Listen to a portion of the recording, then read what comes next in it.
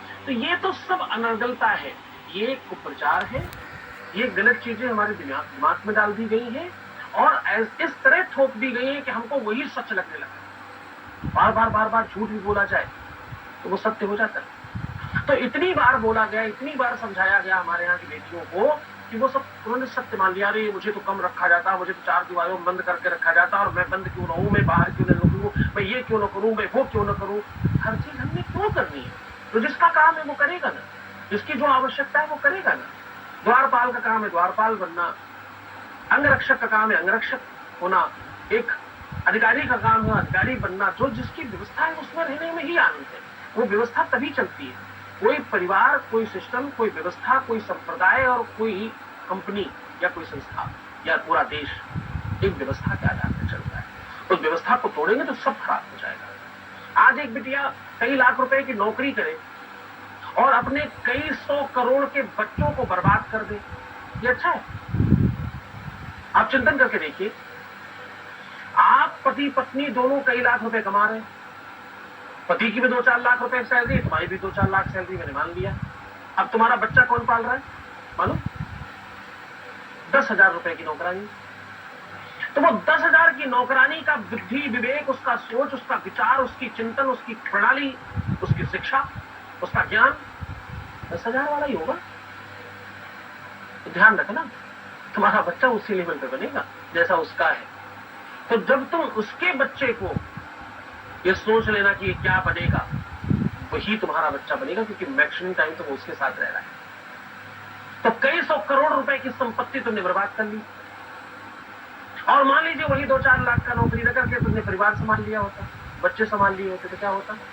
आपके घर में आईएएस पैदा, आपके घर में कोई विशिष्ट राजनेता पैदा। क्यों? क्योंकि उसको परवरिश देने वाली जो मां है वो कई लाख रुपए मंथ की सामर्थ्य रखती है, उसकी क्षमता अकूत है, वो उस क्षमता को उसमें लगाएगी। तो जिस क्षमता को जहां लगाना चाहिए वो कम नहीं है कोई। अगर उस बात को हम किस नजरिए से देख रहे हैं, 6 को 9 देखो कि 9 को 6 देखो, आपकी नजरिया है, आपकी नजरें हैं। वो 2-4 लाख रुपए में दूसरों के यहाँ अपन टाइम खराब करें, अथवा अपने लाडलों को, अपने बच्चों को सर्वश्रेष्ठ बनाकर खड़ा कर दें, उनको ऐसा बनाकर खड़ा कर दें कि सारा वो 50 लाख, 2 करोड़, 6 करोड़, 10 करोड़ की सैलरी लेकर के आए, पर मंथ 10 करोड़, 20 करोड़ रुपए कमा कर लेके आए। इसमें क्या बुराई है? और मैं तो बहुत ज्यादा बता रहा हूँ, कितनी तो ऐसी बेटियां हैं जो 20-25 हजार में नौकरी कर रही हैं, पर बच्चे को नहीं पालना। अच्छा, बच्चे को नहीं पालना यहां तक भी सामान्य है, सास भी नहीं होनी चाहिए घर में। बच्चा कौन पालेगा मूर्खों? बच्चे को कौन संभालेगा? तुम्हारी संतति को कौन संभालेगा? तुम्हारे भविष्य को कौन संभालेगा? एक सास की 2-4 बातें सुन लेने मात्र में तुम्हारे अपने लाडले को क्या प्राप्त होने वाला, तुम क्यों नहीं सोच पा रहे? मैं माना तुम्हारी सास बुरी है, मैं मान लेता हूं तुमको, बुरा तो कोई होता ही नहीं, आपकी नजरिया होता है। पर सोच कर देखिए कि उसकी 2-4 बातें सुन लेने में तुम्हारे लाडले को कितना लाड प्यार मिलेगा, उसको उसे संवर्धन कितना मिलेगा। तो या तो कहो कि तुम्हारा पति खराब है जिसको उसने पाला है। एक प्रोडक्ट जिस कंपनी का ऑलरेडी सुपरहिट है, उस कंपनी को तुम खराब कह रहे हो, हाँ? उसको कह रहे हो कि ये बेकार है, कैसे पॉसिबल है? तो साफ चिंतन, सोच, प्रणाली, वो प्रचार, उससे बाहर आने की आवश्यकता है। हम लोग हिंदुस्तानी सनातन धर्म सब चिल्ला रहे, मान कहां रहे? मानना भी तो, हम बदलेंगे तो जग बदलेगा, हम बदलेंगे तो संसार बदलेगा। हमको तो अमेरिका वालों की तरह रहना है, पर वहां का प्रभाव कौन लेगा? जो तुम आज एसी चला के अपन बैठे, एसी का कुप्रभाव कौन लेगा? अपन नहीं लेंगे ना। एक गांव में काफी सारे लोग रहते थे। एक बड़ा भगत था, उसने भगवान को कहा, भगवान मेरे संकट ज्यादा है, मेरे संकट बहुत बड़े, आप एक काम करो, हमारे बगल में गुप्ता जी रहते हैं, हमारे वाले उनको दे दो, उनके वाले हमारे। भगवान ने कहा ठीक है, कल एक काम करो, पूरे गांव के लोग अपना अपना संकट की पोटली बना करके मंदिर लेके आए, तो जिसको जो समझ में आए ले जाना उठा करके, जिसकी चाहो तो उठा लेना। ऐसा किया गया। 150 लोग गांव में रहते थे, सब अपनी संकट की पोटली बना करके लेके आए। अब जब पोटलियां निकलने लगी घर से, तब पता लगा, अरे बाप रे, इसके घर की इतनी बड़ी पोटली, ये तो बड़ा खुश दिखाई पड़ता था। अच्छा, इसके घर की, अरे बाप रे बाप, ये तो ट्रक में लेके आ रहा है। तो लास्ट में ये हुआ कि जिन्होंने भगवान से कहा था कि मुझे किसी और का संकट दे दो, मेरा वाला किसी और को दे दो, वो बोले नहीं भाई मेरा ही बहुत है, मैं तो अपने में ही संतुष्ट हूं, मुझे अपनी वाली पोटली दे दो, मेरी तो सबसे छोटी है। कम से कम मैं अपने संकटों को डील करने का की ताकत तो रखता हूँ, क्षमता रखता हूँ, मुझे पता तो है मेरे घुटने में दर्द होता है तो मुझे मालूम है भैया फलाना तेल में लगा लेता हूँ, ठीक हो जाता है। अब दूसरे का क्या पता वो क्या करता है, उसको क्या संकट है। हमारे तो घुटने में दर्द था, उसको घुटना ही नहीं था। हमारे दर्द ही था, उसको तो घुटना ही नहीं है। तो वो लेकर मैं क्या करूंगा। जब उनकी नींद खुली तो उन्हें लगा स्वप्न में हो, लेकिन वो स्वप्न उनको जागृत कर गया। तो जीवन में आप दूसरों को देख करके, अमेरिका वाले को देख करके आप कैसे जीवित रहो, तो भैया उसका संकट भी आपको पता करना पड़ेगा। जब वो रंगे चुंगे घूम रहे हैं, वो जीन्स पहनकर घूम रहे हैं, तो आपको ये समझना पड़ेगा वो लालायित है धोती पहनकर घूमने के लिए। पूरे इस्कॉन को आप देखिए, कितने अंग्रेजों को यहाँ धोती कुर्ते में घुमा रहे, लड़कियां उनकी धोती और सब बढ़िया वो पहनकर घूम रही, टीका चंदन लगा कर घूम रही। हमारे यहाँ की लड़कियां यो बनी घूम रही। आप सोच के देखिए ना साहब, जिनको तुम बेहतर मान रहे हो वो तुम्हें फॉलो कर रहे हैं, तुम उनको फॉलो कर रहे हो। को प्रचार है ये मात्र हमारे ऊपर थोपा गया अरेंजमेंट है। हमारे यहाँ के बच्चे निरवस्त्र होते जा रहे हैं धीरे धीरे, उनके यहाँ के बच्चे सवस्त्र होते जा रहे हैं। परिवर्तन है, इसको रोकना होगा, इस पर काम करना होगा। यहाँ फिर अगेन कह रहा हूँ, आंख से देखा करो, कान से सुना करो। लोग कान से देखते हैं, आंख से सुनते हैं, बहुत गलत। जैसे अगर हम बात ही कर रहे हैं इसकी, तो एक और चीज मैं पूछना चाहूंगी। हम देख रहे हैं कि अमेरिका की ही चीजों को लोग फॉलो कर रहे हैं। वहां पर एक चीज चलती है कि रिश्तों को लेकर ना, वहां पर जगत गुरु जी, वहां रिश्तों को लेकर लोग इतना सोचते नहीं है। आज शादी हुई है, कल अगर रिश्ता अच्छा नहीं चल रहा है तो वो छोड़ते हुए ज्यादा दिमाग नहीं लगाते, तुम्हारी मेरी नहीं बन रही है, हम तुम्हें छोड़ रहे हैं। एक प्रथा वहां पर ये भी है कि बिना शादी के लिव इन रिलेशनशिप में रहते हैं, वहाँ इस दौरान उनके बच्चे भी हो जाते हैं, उसके बाद अलग होना होता है तो वो अलग हो जाते हैं, फिर बच्चे की जिंदगी खराब होती है। लेकिन अब हम देखते हैं कि भारत में भी हो रहा है। अब हम देखते हैं कि रिश्ते इतने कमजोर हो गए हैं कि पति पत्नी का रिश्ता कहा जाता था कभी ये 7 जन्मों का रिश्ता है, लेकिन एक जन्म निभाना भी लोगों को बड़ा मुश्किल हो गया है। जिससे हमने बहुत सारे देखे उदाहरण, कहीं पति को मार दे रहा है, कोई पत्नी को ही मार दे रहा है, कहीं किसी शादीशुदा होने के बाद किसी और से संबंध बन जा रहा है। तो ये सारी चीजें क्यों हो रही है? इसका फिर वही अगेन आपको बता रहा हूँ, ये हर घर की कहानी हो गई। बहुत तलाक की संख्या बढ़ गई, पारिवारिक न्यायालय में न जाने कितने केस लंबित पड़े हैं, और ये बड़ी विडंबना है, बहुत संकट है, बड़ा कष्ट है। इसमें सबको जागृत होना चाहिए, इसमें सबको बहुत लगने की आवश्यकता है। ये इसलिए भी आवश्यक है वार्ता, क्योंकि हर परिवार की बात है। हम जो देख रहे हैं, जो उल्टी सीधी चीजें आप देखते हो, आपके दिमाग में नहीं चलता है। असंतुष्टा द्विजानस्ता, यानी आप जब बहुत सारे तरीके के स्वाद ले लेते हो तो आपको एक स्वाद के साथ रुकना मुश्किल हो जाता है। आपके बहुत दोस्त हो जाए, बहुत मित्र हो जाए, आपके पास बहुत सारे ऑप्शंस खुल जाए। आप आजकल भोजन में आप देखते हैं कि बहुत सारे व्यंजन रखे हो, उसमें सबसे बड़ी मुश्किल क्या मालूम आपको, वो किसी व्यंजन का स्वाद नहीं ले पाता है इंसान। वो छोटी सी प्लेट में सब रखना है और सब ये उधर जा रहा, वो उधर जा रहा, वो उधर जा रहा, वो उधर जा रहा है। और मैक्सिमम टाइम क्या होता है कि आपका पेट फालतू चीजों से भर जाता है, अच्छी चीज तक आप पहुंचते तब तक आपके पेट में जगह नहीं बचती। आपको लगता है यार वो क्यों खा लिया, ये खाना चाहिए। बस ऐसे ही रिश्तों के साथ होता है कि आपके जीवन में इतने सारे ऑप्शंस हैं खुले हुए, ये दोस्त है, ये कम दोस्त है, ये ज्यादा दोस्त है, ये और ज्यादा दोस्त है, ये और कम है, ये फलाने का दोस्त है, ये दोस्त का दोस्त है, इससे सिर्फ यहां तक की बात होती है। ये जितनी सारी चीजें हम पश्चिमी कलेक्ट कर रहे हैं, ये बिल्कुल उस तरीके से है। हमारे कहावत कहा जाया करता था, पहले कुर्ता पर पतलून, आधा फागुन आधा जून।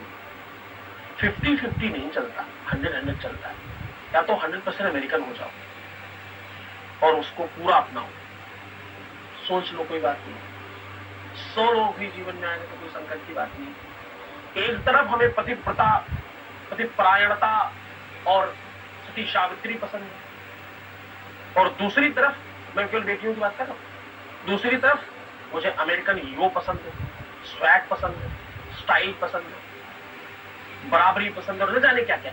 बराबरी का मतलब जो है ना, वो लोगों ने गलत तरीके से रखा है। बराबरी कभी हो ही नहीं सकती एक स्त्री और एक पुरुष, कभी नहीं हो सकती। जीवन में अगर कुछ नहीं हो सकता उसका नाम है बराबरी, हो ही नहीं। हमेशा लड़का बड़ा रखा जाता है शादी में, कारण नहीं पता ना तुमको, इसलिए तुम मूर्खता कर रहे हो, बराबरी चाहिए बराबरी चाहिए बराबरी चाहिए। हो ही नहीं सकती बराबरी कभी लड़का और लड़की, जीवन में नहीं हो सकती, कोई नहीं कर सकता, विश्व में कोई नहीं कर सकता। क्यों नहीं हो सकती बराबरी? बराबरी इसलिए नहीं हो सकती क्योंकि लड़की कई हजार टाइम ज्यादा बड़ी है। लड़की का दिमाग, लड़की का विवेक, लड़की का चिंतन, लड़की की शक्ति, लड़की की एनर्जी, उसकी पावर, उसकी सामर्थ्यता सब बहुत बड़ा है। एक लड़की पेट में तक ज्यादा जल्दी बड़ी होती है। लड़की और लड़के कम टाइम, ज्यादा टाइम लेते हैं। लड़के ज्यादा टाइम लेते हैं पेट में, लड़कियां कम टाइम लेती हैं पेट तक से ज्यादा बड़ी। और कहां से बात करें? इस कारण से लड़के की एज ज्यादा रखी जाती, लड़की की कम रखी जाती, ताकि वो मैच कर सके लड़की, सोच में भी, विचार में। शारीरिक आयु का मतलब नहीं है, सोच और विचारों का मतलब है। लड़की बहुत बड़ी है, बहुत विशाल है, उसको अपनी सामर्थ्य का पता नहीं, बराबरी चाहिए बराबरी चाहिए। तो बराबरी चाहिए का मतलब ये होता है तुम अपना सत्यानाश ले रही हो। मतलब आपको ज्यादा चमकने वाला सोना चाहिए, मतलब आप आर्टिफिशियल की तरफ जा रहे हो। सोना तो वैसे ही होता है, ऐसा होता है, इसको ज्यादा चमक कम चमक क्या हो, गोल्ड तो गोल्ड है, उसमें क्या कम ज्यादा। तो बराबरी हो नहीं सकती जिसको आप बराबरी करते हैं, उसमें पुरुष ऑलवेज स्त्रियों से पहुंचे। ये हमारे शास्त्रों ने पहले ही मान रखा है। बिना स्त्री के सामर्थ्य के पुरुष कुछ है ही नहीं। पुरुष कमा कर ला सकता है, पूरा संभालने का काम तो स्त्री का ही घर में। मैं आपको, हमारे साथ आप घूमिए, 10-15 हजार रुपए की कमाई में आप घरों में चल करके देखिए, वो आपको संपन्नता दिखेगी, आपको आनंद आ जाएगा, आपको आश्चर्य होगा कि परिवार चल कैसे रहा है। फिर आप उसके घर की महिला को देखिएगा, स्त्री को देखिएगा, उसमें सामर्थ्य है, इसलिए तुम्हें, हमारे यहाँ उसको लक्ष्मी कहा जाता है। कई लाख रुपए कमाने वाले उस तरह नहीं रह पा रहे, कारण घर की लक्ष्मी, घर की बिटिया, वो लड़की जो संभाल रही है पीछे सारा। हम सबकी माओ ने ऐसे संभाला है। बहुत छोटे से सामर्थ्य में पूरा घर चलता था, सब पूरा हो जाता था, कुछ कमी नहीं पड़ती। हम हर त्योहार पर नए कपड़े पहनते थे, हाजी नाजी पहनते थे ना। हम हर पर्व पे, हर त्योहार पर, हर अच्छे काम पे, हर शादी ब्याह में नए कपड़े पहनते थे। अगर सोचो आज कौन पहनता है? कोई प्रेस होके आ जाता है। इतना सब कुछ भी करते थे और पैसे इतने से क्या? ये सब सामर्थ्य उस महिला का है, उस स्त्री का है, जिसने अपनी शक्ति खो दी, अपनी सामर्थ्य खो दिया। बराबरी करना, बराबरी करना। अरे तुम आसमान में बैठे हो, जमीन से बराबरी करने का मतलब ही नहीं है कहीं दूर दूर। धरती में 17 प्रकार के रसायन पाए जाते हैं। उसी धरती से मिर्च निकलती, उसी से गन्ना निकलता है, उसी से गेहूं निकलता, उसी से आम निकलता, उसी से दुनिया भर की चीजें निकलती, और उसी धरती से सोने, चांदी, हीरे, जवाहरात निकलते हैं। अब उस धरती को बराबरी करनी किससे? सूखे पेड़ से। अब क्या बोले, क्या कहें इस बात पे? सामर्थ्यता नहीं समझना। लड़की को भगवान कहा गया हमारे शास्त्रों में। सावन कितने दिन का? 30 दिन। नवरात्रि कितने दिन की? 36 दिन। शाबाश। दुनिया में कोई पर्व इतना बड़ा है ही नहीं। आप कोई पर्व इतना बड़ा बताइए। आप शिवरात्रि बताइए, आप जन्माष्टमी बताइए, आप रामनवमी बताइए, दुनिया का कोई पर्व आप एक बताइए। विश्व की सबसे बड़ा पर्व नवरात्रि ही है, और वो 9 नहीं है, 4 नवरात्रि, मतलब 2 गुप्त और 2 सामान्य, तो 4 नवरात्रि है। 9 को 36 दिन, इससे बड़ा कोई पर्व नहीं। बेटियों को, हमारी बच्चियों को, हमारे यहाँ महिलाओं को सर्वश्रेष्ठ माना गया है, और उस सर्वश्रेष्ठता को समाप्त करने का आपको प्रचार है। बराबरी करो, बराबरी करो, बराबरी करो, बराबरी। तो प्रचार है। बराबरी करने में महिला का नुकसान है, पुरुष का नुकसान, स्त्री का नुकसान, बेटी का नुकसान। इतना पढ़ लिख करके 2-4 लाख रुपए की नौकरी करना तब तक करना चाहिए, नौकरी पोकरी अगर करनी भी, जब तक बच्चे नहीं हो जाएगा, बच्चे होते ही छोड़ देना चाहिए। जब तो हमारे घर में कोहिनूर हीरा आ गया है, अब नौकरी क्या करना है? अब तो इस हीरे को चमकाएंगे, इसको बेहतर बनाएंगे, इसको सर्वश्रेष्ठ बनाएंगे। आपकी सारी सामर्थ्य उसमें लगा दीजिए। मैं आपको सच कह रहा हूं, आपकी नौकरी की पूरे कार्यकाल को जोड़कर उसका आंकलन करना और एक अमाउंट सेट कर देना, उससे कहीं ज्यादा आपके बच्चे में आ गया और छोड़ देना, होता है नुकसान। तो इकोनॉमिकली भी आपका बहुत ज्यादा हिंट है। अगर आप ये सब चीजों में भागते हो और आप बराबरी करते हो तो आपका वो जो सामान्य प्रश्न था कि बेटियां क्यों नहीं कर सकती, बेटियां इसलिए ये सब नहीं कर सकती कि उनके पास बहुत नौकर है करने के लिए, बहुत सारे लोग हैं, भाई है, पिता है, दोस्त है, बच्चा है, पति है, सब करने वाले। शर्मा जी, एक चीज और संक्षिप्त में मैं आपसे समझना चाहूंगा, ये बहुत सारे लोग कहते भी हैं कि सावन के अंदर महिलाएं शिवलिंग को स्पर्श नहीं कर सकती, ये कितना सच है? अच्छा देखो, ये अगेन एक प्रचार है। दुनिया का ऐसा कोई काम है ही नहीं जो बेटी नहीं कर सकती, कोई ही काम नहीं ऐसा किसी भी प्रकार का कोई काम नहीं। ये अगेन बड़ा भारी कुप्रचार है। शिवलिंग को लोग जो अज्ञानी हैं, जो मूर्ख हैं, जो अशित हैं, जो असभ्य हैं और जो असंस्कारी हैं, वो लोग शिवलिंग को जननेन्द्रिय से भापते हैं, वो मूर्खता है। संस्कृत में लिंग कहा जाता है किसी भी आकार को। जैसे पुरुष जो संस्कृत पढ़े होंगे उनको समझ में आएगा, स्त्रीलिंग, पुल्लिंग, नपुंसक लिंग। संस्कृत में ये अलग अलग व्यक्तियों की पहचान है। जैसे आप अंग्रेजी में समझते हो ना कि ये शी, ही, दैट, तो आप उधर जिस तरह समझते हो लिंगों का भेद, वैसे ही संस्कृत में लिंग भेद है। स्त्री को भी स्त्रीलिंग कहा जाता है, पुरुष को पुरुषलिंग कहा जाता है और नपुंसक को भी नपुंसक लिंग कहा जाता है। तो लिंग का मतलब एक आकार है, एक स्वरूप है। लिंग का मतलब जननेन्द्रिय से नहीं है। तो मूर्ख लोग जननेन्द्रिय को समझ करके कहते हैं स्त्रियों को नहीं। कितने बड़े मूर्ख हैं। ये तो टोटल ही विनाशकारी बात है।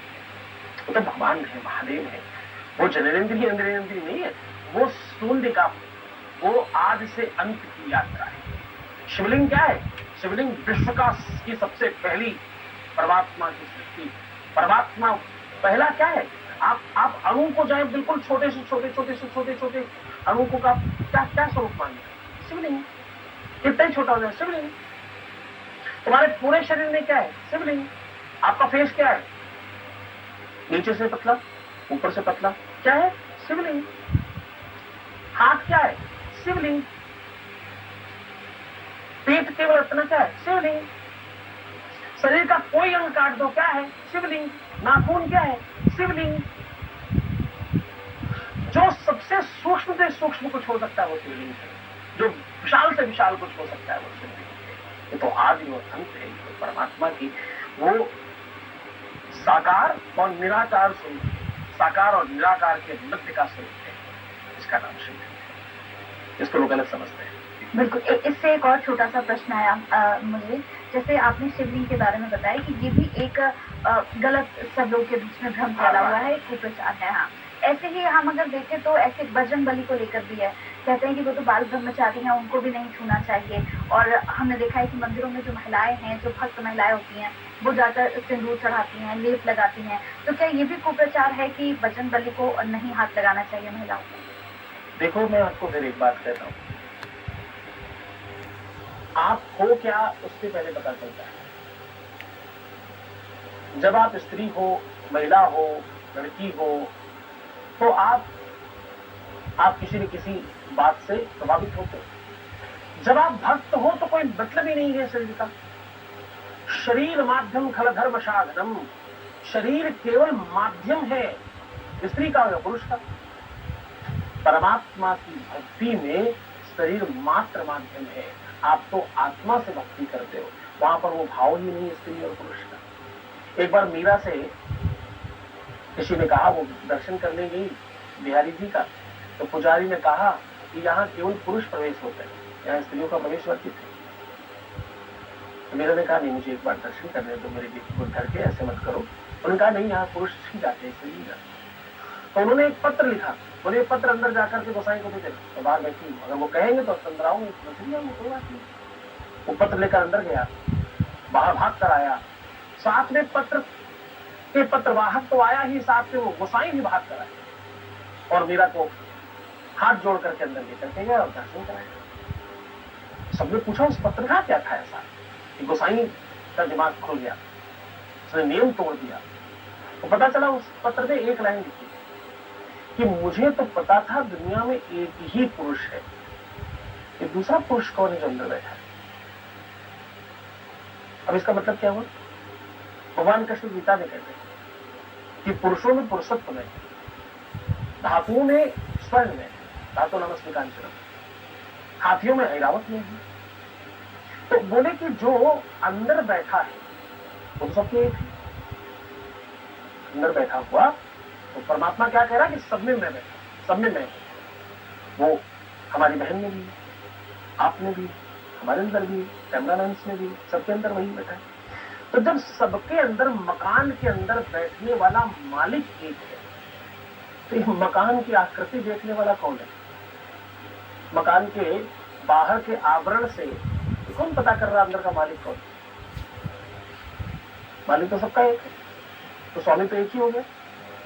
तो जब स्वामी एक है तो ये दूसरा पुरुष कौन बैठा है अंदर, तो पूजा कर रहा है। तो पुरुषों में पुरुषत्व चला गया तो बचा क्या? खोखा, खोखा बचा ना केवल। ये दूसरा खोखा अंदर क्या कर रहा है? तो पूजा कर रहा है। जब वो खोखा जा सकता तो ये खोखा क्यों नहीं जा सकता? तो अपन सिर्फ खोखा है, सिर्फ वो डब्बा है, डब्बे के अंदर जो सामग्री रखी उससे परिचय होता है। भगवान की चर्चा में भगवान की, ये सब इंसानी परंपरा है, स्त्री और पुरुष। इस पर एक और रिसर्च है, डबलिस करके एक रिसर्चर हुआ बाहर यूरोप में, उसने रिसर्च किया। एक वो क्या होता है, मुर्गी के बच्चे को पैदा होते ही गुब्बारे के साथ रखती है और उसी गुब्बारे के माध्यम से उसको जो भी खाना पीना मिलता रहा। आश्चर्य ये हुआ कि वो बच्चा मुर्गी का उस गुब्बारे को ही अपनी मां समझता है, जिधर गुब्बारा जाता उधर जाता। उससे ज्यादा आश्चर्य हुआ कि वो बड़ा होने के बाद भी उसी को अपनी मां समझता रहा। तो रिसर्च ने ये कहा कि आप वही समझते हो जो आपको बचपन से बताया जाता है, जो दिखाया जाता है, जो सिखाया जाता है। शारीरिक गहन बढ़न भी आपको बताई जाती है, अन्यथा आपको नहीं पता चलेगा। इतनी ऐसी कथाएं हैं कि शेर भेड़ियों के साथ बड़ा हुआ, भेड़ बनकर के दौड़ता रहा, वो सोचता मैं भेड़ ही हूं, मैं तो यही हूं। वो गायों के साथ फिरता रहा, वो सोचता रहा मैं गाय ही हूं। बाद में उसको कालांतर में किसी ने बहुत खिलाया डुलाया और समझाया कि उसको भाई शेर है, तो अलग है, तो मेरे जैसा देखो, वो इस तरह से पानी में ले जाकर के दिखाया। तो ये सब बातें क्या बताती है? ये सब हमारी आपकी सोच है। ये स्त्री है, ये पुरुष है, ये अच्छी है, ये बुरी है, इससे विवाह हो सकता है, ये तो भोगने की वस्तु है। स्त्री भोग की वस्तु नहीं है, स्त्री संभोग की वस्तु नहीं है केवल, स्त्री तो संयोग की वस्तु है। स्त्री तो परमात्मा साधना की व्यवस्था है।